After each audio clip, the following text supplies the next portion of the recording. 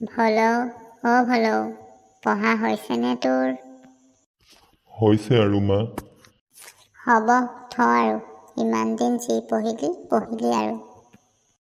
মা তুমি ভাত উলিওৱা, মই গা ধুই আহোঁ। আজি অলপ সোনকালে যাব লাগিব।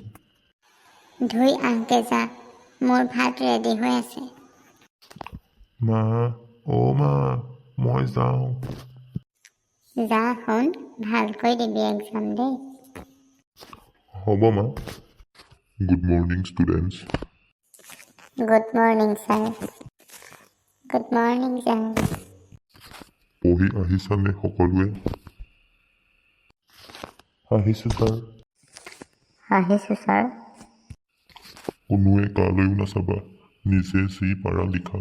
মই কিন্তু সকলোকে চাই আছোঁ দেই। ভলৌ ৩ নম্বৰৰ উত্তৰটো কি লিখিছ?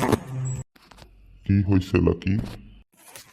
৩ নম্বৰটো বুজি পোৱা নাই ছাৰ।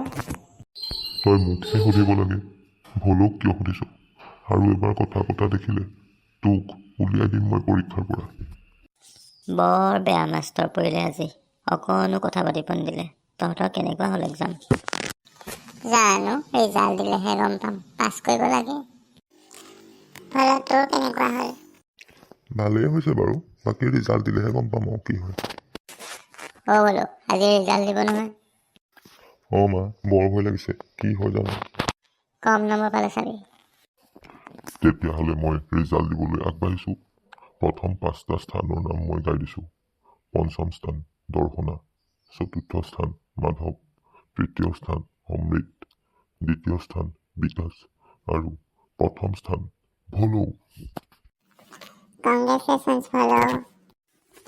কংগ্ৰেচুলেশ্যনছ ভলৌ। কংগ্ৰেচুলেশ্যনছ বন্ধু। Thank you. মা মা মোৰ ৰিজাল্ট ভাল হ'ল, মই ফাৰ্ষ্ট হ'লোঁ। হয় নেকি? সেইকাৰণে কওঁ ভালকৈ পঢ়। ভালকৈ পঢ়াৰ কাৰণে আজি ভাল ফল পালি। নেক্সট ক্লাছত আকৌ এনেকৈ ইয়াতকৈ ভালকৈ পঢ়িব লাগিব। হ'ব দিয়া মা। বাৰু যা, মিঠাই কেইটামান আনগে আৰু হৰেণহঁতক চাহ খাবলৈ মাতি আনিবি। হ'ব মা, মই পতকৈ গৈ আহোঁ। গৈ আহ যা। নমস্কাৰ, মই নতুনকৈ এই ইউটিউব চেনেলটো খুলিছোঁ। আপোনালোকে যদি ভিডিঅ'বোৰ চাই ভাল পাইছে তেন্তে like, comment, share and subscribe কৰি দিব। আৰু যি ভুল ভ্ৰান্তি হৈছে শুধৰাই দিব, মই শুধৰাবলৈ চেষ্টা কৰিম। আৰু নতুন ভিডিঅ' সদায় দি যাবলৈ চেষ্টা কৰিম। প্লিজ মোৰ এই নতুন চেনেলটো ছাবস্ক্ৰাইব কৰি দিব। ধন্যবাদ।